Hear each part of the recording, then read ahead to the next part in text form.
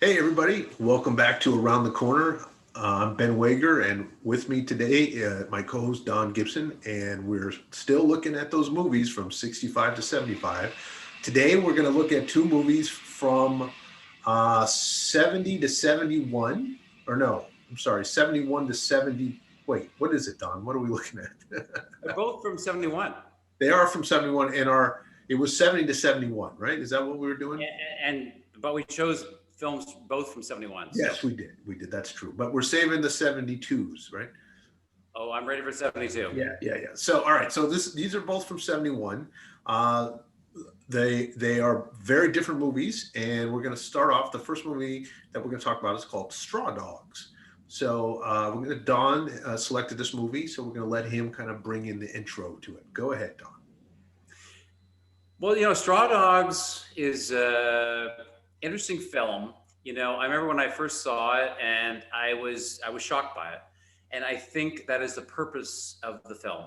So Sam Peckinpah, the director of the film, he did The Wild Bunch in 68, 69, and it had, it was just crazy violence and shootings through the whole thing, and so he was pretty much involved in the evolution of this new American cinema.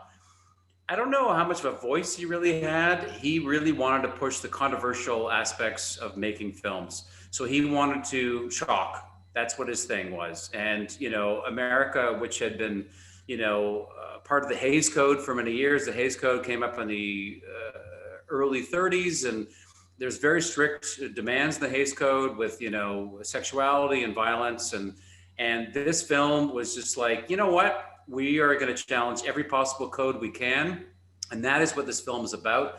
I think the film is highly problematic in many ways, but it's really interesting because of why it's doing that.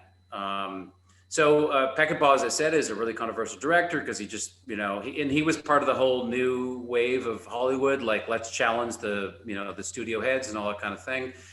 So Straw Dogs is a story with, and they got Dustin Hoffman to be the lead, and it's about a guy that moves back to his wife's small village in England, and just to work on his math thesis. We never know what that is, but he's a very quiet, guy that does not communicate very well. And from the opening scene, is them going into town and getting some food for the house. Their house is a country house just outside the town. And his girlfriend is walking around, they're getting their things, and she's walking around without a bra on, and it's very clearly focused on her sexuality, and that aspect of her is a focus, to a fault for the film, but they're challenging at the same time. As I said, this is an evolution of where film is going in American cinema, and he's just like, what can I get away with? And so he promotes her this way, and then we have this town that's got this, it's totally repressed town. All they do is go to the pub and they get drunk, and there's all these repressed things going on, and Dustin Hoffman, his character, all he wants to do is write his thesis, and she's coming back to her hometown, and she had a relationship with a guy that was there, and he's jealous and angry about it, and that feeling from the beginning right through the end is maintained and actually put on the forefront. And so, like, in the middle of the film is probably the most controversial scene, where she gets raped by her ex-boyfriend, and And some other guy. it's the other guy. And some other guy. It's not. Oh yeah, you're right, and some other guy, and he's complicit for the second rape as well. And the rape is pretty graphic, and she's whatever, she's sexually presented, and that's how we accept her. But she says no the whole way through, and he insists, and he rapes her. I feel like there's parts of it where there's this weird, warped, consensual, mixed thing coming from her, different parts of that scene, and it's disturbing on a lot of levels, that scene. And uh, from what I read about it, it had to be kind of dialed way down. Apparently, it was a lot more intense to make it through all the ratings system, I think. But there is a real mixed vibe in regards to this kind of like consensual rape border that constantly is pushed through that whole scene, and it actually increases the disturbing nature of the scene, I think. And very much so. And we have to remember also, so so the director Peckinpah presents in a certain way. And so when, there's a scene, so the old boyfriend and his buddies are fixing up the garage, and then she's going upstairs to have a bath. This is before the rape scene. And she goes upstairs and she's having a bath, and he says, make sure you close the blinds, the curtains. And she purposely doesn't, and then she stands in the window, naked with her breasts. Lingering, she's lingering, that's for sure. Oh, she lingers and she looks, Yeah, and yeah. so we're kind of like, it's kind of like the whole old horror genre expectations, where like she kind of gets what she deserves because she does this. But at the same time, I mean, all she's doing is standing in a hallway, taking her top off, going to her having a bath, but there's a lingering look. And so that justifies, in Peckinpah or some people's eyes, she kind of gets what she deserves. And one thing we have to remember, at the time when this film was made, this is the same year that Clockwork Orange was made, and it has the same kind of graphic rape sexuality that's going on. And it's like violating the codes, and it's new and exciting, and everyone's kind of amazed by it. But at the same time, it's very uncomfortable. You watch Straw Dogs now and you're thinking, what is this film about? When you watch Clockwork Orange now, you're like, there's many great things in that film as well, but there's this graphic sexuality that we're being affronted with, and we have to accept it. And that's what Peckinpah was going for. And the evolution of the film is eventually the townspeople get totally trashed, and they come to the house, and there's another girl involved, and she gets killed, and there's a local town guy that has a history of being a molester, a rapist, and he's in the house, and they're just assaulting the house, and throwing stones at it, and trying to storm it. And Dustin Hoffman, who plays this really calm, reserved character, finally comes to this primal, the guy that he really is. And he figures all these things out of how to, destroy them. He throws, hot oil on them, and Hot whiskey. Yeah, it's true. It's booze. Yeah. And he also has the bear trap that's given in the beginning of the film. And another guy is putting in his head's put in a bear trap. And it's very the interesting thing about that bear trap is, as soon as you see it at the beginning of the movie, you're like, okay, they're going to use this bear trap. It's like, you're just for the, it's like a total, like, oh boy, they're putting the bear trap in the house. Oh, where do you want it? Oh, just put it over. Just like, oh, this thing's playing. Let's hang it over the fireplace. Yeah. Let's hang over this beautiful antique bear trap. And so, like, getting back to what I said originally, like, I don't think Straw Dogs is a great film. I think it's highly problematic, but I think it's really interesting for the time it was made.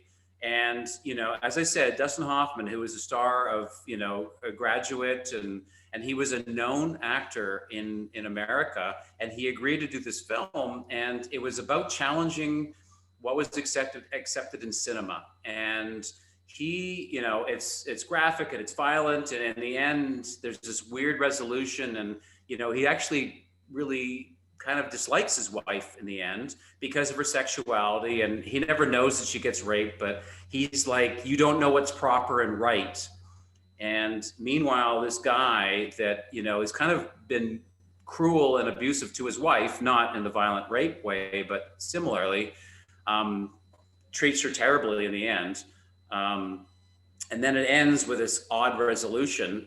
And so honestly, like, I would say it's a very uncomfortable film to watch. I wouldn't say, as I said, it's not a film that there's some great shots in it, but overall it's kind of just uncomfortable. And it's sort of, a prequel to some many horrors. They remade the film in the States like 6-7 years ago, but they took all 2011. they took out all the raw kind of feeling of what the film was really about, and they just made it about, rich city kid comes back to a small town, and they dislike him, and it just turns into like a free-for-all shooting of violence, and which Straw Dogs has, but it's not about, this uncomfortable, we don't like what's going on. And that's what Peckinpah was after. And he, as I said, when I first watched it, I was shocked and, uncomfortable through the whole film. And essentially that's what the film's about. It's about making you shocked and uncomfortable. And I watching the film, I will say, just to sum up my feelings, I thought it was a miss. I didn't think it was a great film. I didn't think it, and I was uncomfortable, but I wasn't shocked. I mean, it was, I think now looking at that kind of level of violence, and we're not impacted by it maybe as the moviegoers were back then. That it was much more of a raw experience. I mean, it was uncomfortable to watch. I just didn't feel. I thought it was overly simplistic. I didn't feel like the characters were well developed, to be honest with you, at all. I didn't think. First of all, I didn't find Dustin Hoffman to be that believable in the character when he metamorphosizes into the superhero guy suddenly. It wasn't believable that that personality would be able to change like that. So that, I felt like the female role was, sex kitten, mistrusted, village girl who got out, but now that she's back in, all the behavior falls back into this other thing. It didn't it didn't work for me on that level. The stupid, slow monster, guy that they have to watch around the girls, the kids, and the girls, the dumb, stupid monster. It was kind of like a mice and men kind of vibe. And I just felt there was a whole bunch of pieces to this puzzle, and it just never quite gelled. It didn't fit. I didn't think it was a great piece of work. I don't think it carries to this time well at all. I mean, and looking at the film at that time, I got through it, but even the ending I felt was disappointing. I thought the last lines were stupid, and I just didn't think that. It just felt like what it reminded me. It was like it was like opening this whole genre of like crappy sub-pornographic horror movies, like I Spit on Your Grave. It just kind of had that kind of like, oh, here we're going to move into this area of filming, which I've never been impressed with anyway. And it just kind of had that, we're going to push this and this. We're going to sell the violence. We're going to sell the sex, and we don't really need the rest of this to work because people want this right now. And so and I was kind of surprised that, like I said, that Dustin even took this project on. But then again, I don't think this is an American film. I really thought of it as a British film that was. What is a British film? I agree. That was released in the U.S. and I just don't, I think Dustin brought he helped with the crossover, into, it opened up. Oh, Dustin Hoffman's in it. Let's go see it. But really, it's very much a British film, and the behaviors and everything are very much culturally focused on British culture. And now that we're more global and international, especially people like you and I, we understood that behavior. But there's a lot of people probably back in that time that, maybe that didn't translate as clearly, because we don't, at that time, we just didn't have that lifestyle as much anymore. Yeah. And because we're much more of a nuclear, society, where suburbs were two families and spend time, and the pub life isn't outside of the cities. That pub experience has kind of gone away. So I think it didn't probably doesn't translate well, and to me it just it was, I watched it, I got through it, but there was nothing in it that overly impressed me. There was nothing that said I would recommend this movie necessarily in this timeline. And I think Peckinpah probably, with the success of The Wild Bunch, he kind of just twisted that a little bit and made this film. But I really think that his Wild Bunch much more of an edgier, better experience. Well, I think this was a miss for him. A couple of things I'd point out is that David Ware, he's the guy that plays the molester that the town accepts, and he did something, we don't know what he did, and he's like, it's the slow, stupid brute. What's that? He's like the slow, stupid brute. Yeah, and so he after that he played the villain in everything. He was in Time After Time, which is a film that I really quite liked, which is about Jack the Ripper traveling in time, and he's Jack the Ripper, and he played the evil guy in Tron. He played the evil guy in a number of other films, and so he's got that sort of brooding terror look. And here he's that, but he's not that. He's sort of developing that point of view. And then Susan George, who played the wife of Dustin Hoffman, she was typecast after that as the the nice person but slutty, and she couldn't do anything but that after this film. And she mentions in some personal experiences that it was the Dustin Hoffman, as always, very intense on set, and Peckinpah was difficult to work with. She felt like Peckinpah was not a pleasant experience being directed by Peckinpah. He was a crazy drunk drug addict, is what he was.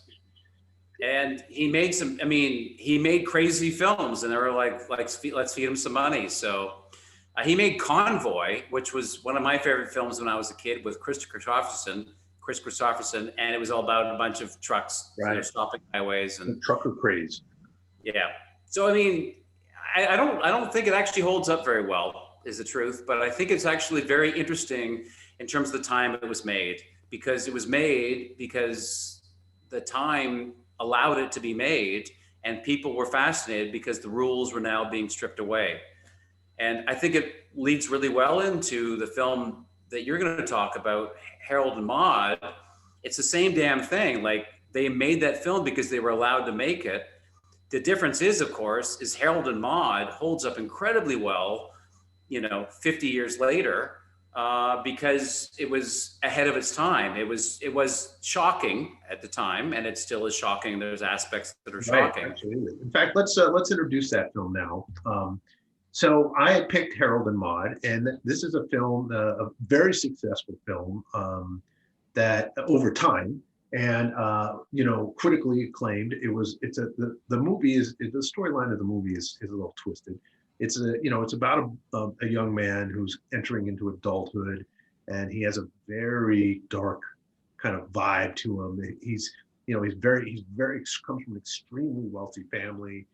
His mother is an institution of the community, and they live in mansions and servants and cars. And he's not happy in this lifestyle at all, and he's pushing the envelope. He's constantly going through extravagant faking of his death in front of his mother. So the movie starts with him going through an elaborate ritual of hanging himself, and his mother, who's seen so many of these deaths, just kind of ignores it as he's hanging in the library, and she's like just talking about the events for the day and who's coming for dinner, and it obviously does not affect her at all. So and he goes through various stages of trying to really freak her out with these fake deaths, and that's a big part of the movie because he's just fascinated with death. In fact, he in his pastime, he goes to funerals as not knowing who died or anything, and just kind of and goes through those experiences, and that's very much a big part of the movie. And his mother, who just thinks he's disturbed and he needs to talk to a manly figure to help him out, is very traditional about how she views, and she tries dating services and having him talk to his uncle, who's a military general, and they're quite the characters that are introduced through this are quite entertaining. But the center of the movie is really about a relationship that he develops when he goes to the funerals, and he meets this very eccentric older woman. She's 79 when they meet, and she is very much a lover of life. I mean, she's the polar opposite of him.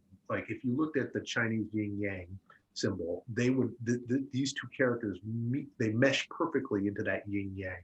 The dark side with a little bit of light in the inside, and the light side with a core of darkness. And he plays the dark side with the light that is going to grow out of it. And she plays the light side, but with this dark core that's going to actually emerge. And so it's a very kind of interesting counterbalance, because their relationship kind of blossoms through this experience of going to funerals, and they get to know each other and they become close friends. And she opens his eyes to a lot of what the potential of enjoying life is about. and he's learning from her, and then eventually that friendship turns into this very uncomfortable, intimate relationship between this Well, essentially and also, as you 79 said, year old. their relationship blossoms over going to funerals. Yeah. And I think that, I mean, also the fact that you have an old woman and a young boy or a young man as a relationship, those two things, I think people, contrary to Straw Dogs were just, violence and craziness. This was like, people were like,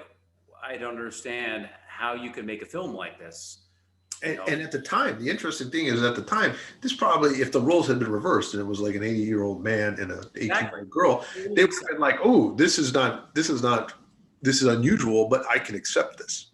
I can watch this. But the way they did it, where they flipped those two roles, the uncomfortable level of that part, like, oh my God, is he getting like romantically attached to this woman Yeah. who's 80, The idea of a sexual relationship between a 20-year-old guy and a 75-year-old woman was way too much for the audience to Yeah, process. it's still, even today you watch that, and there's those couple of scenes where they never have a graphic. Obviously, there's no graphic scenes of this, but there's strong implications that these things just happen.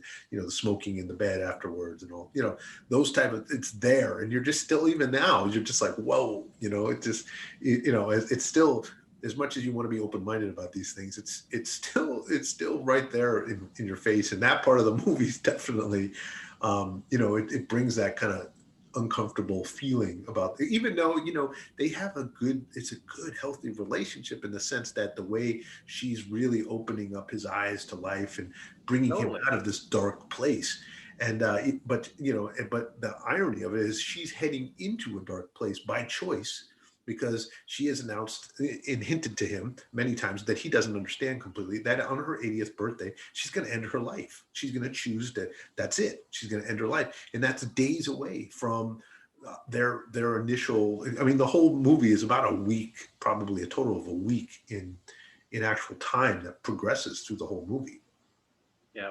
Well, and a couple of things also about the film that I love are the soundtrack is Oh yeah, Cat unbelievable. Stevens, amazing. It's like this absolutely gorgeous soundtrack, which is so comforting, and the shots. So Hal Ashby is the director, and he went on to make Shampoo and Being There and Coming Home, and he was really quite a remarkable American director for the time. And he allows these films to kind of evolve and just become what they are.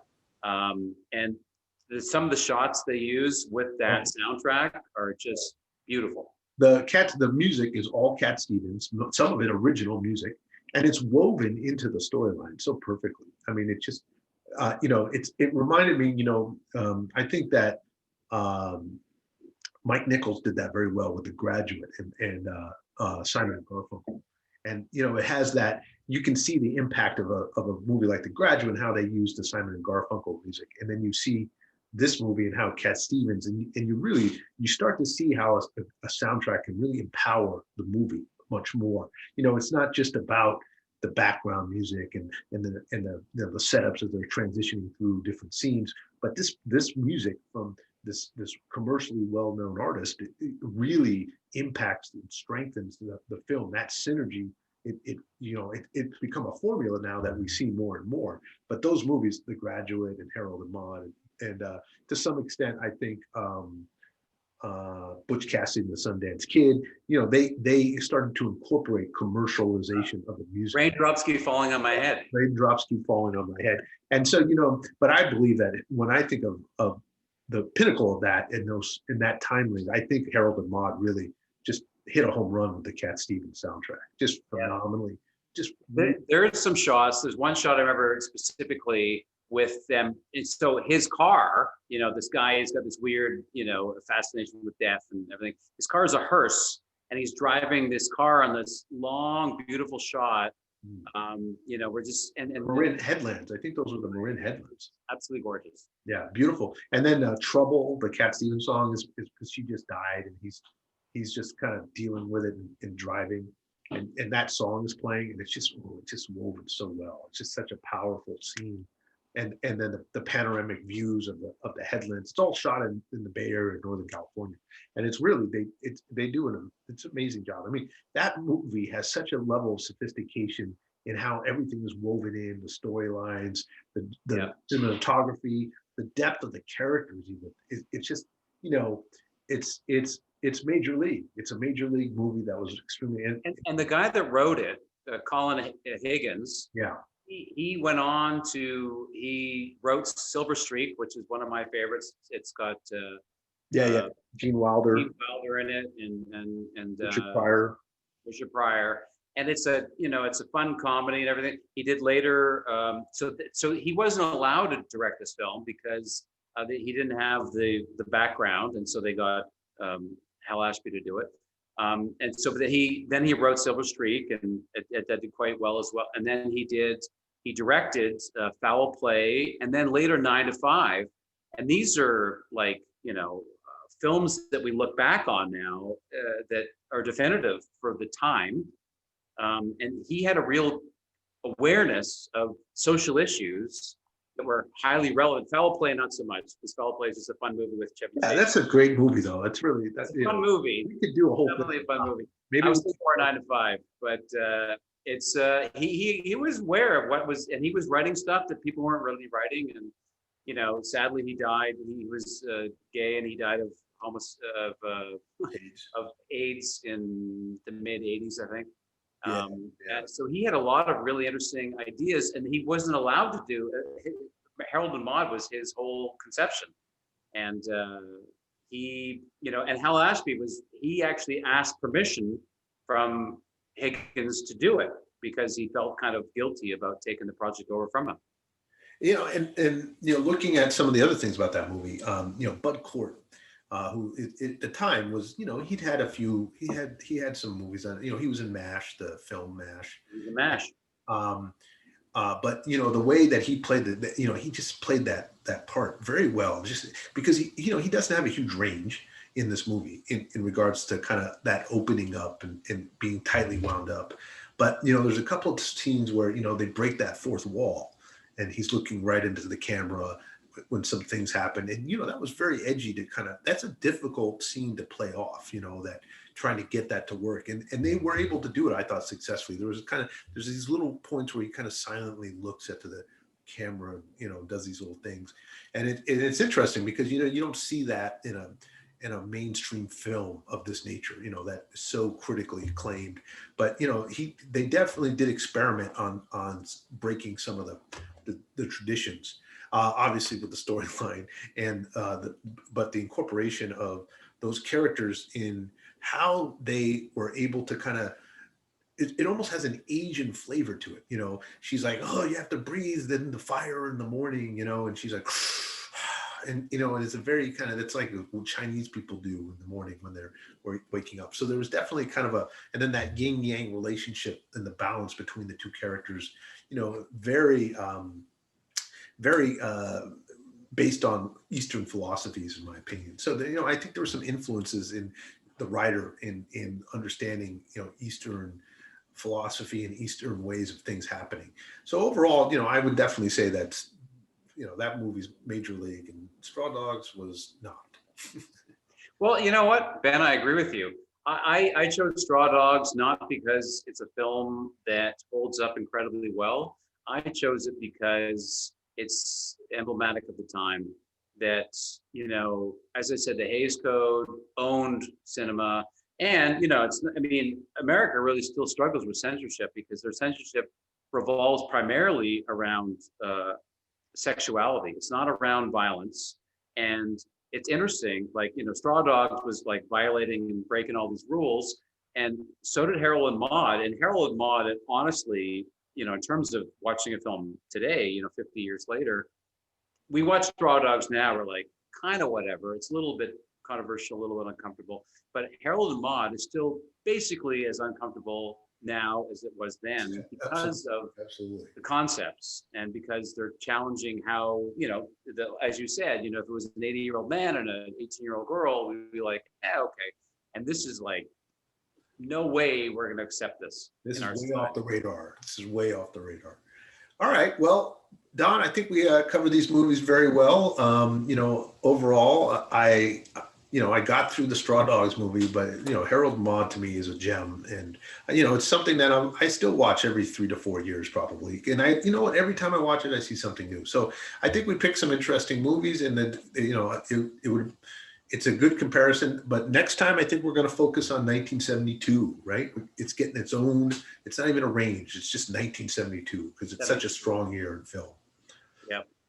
All right. Well, thank you for listening to Around the Corner, and stay tuned for our next episode where we talk about films from 1972. All right. See you later. See ya.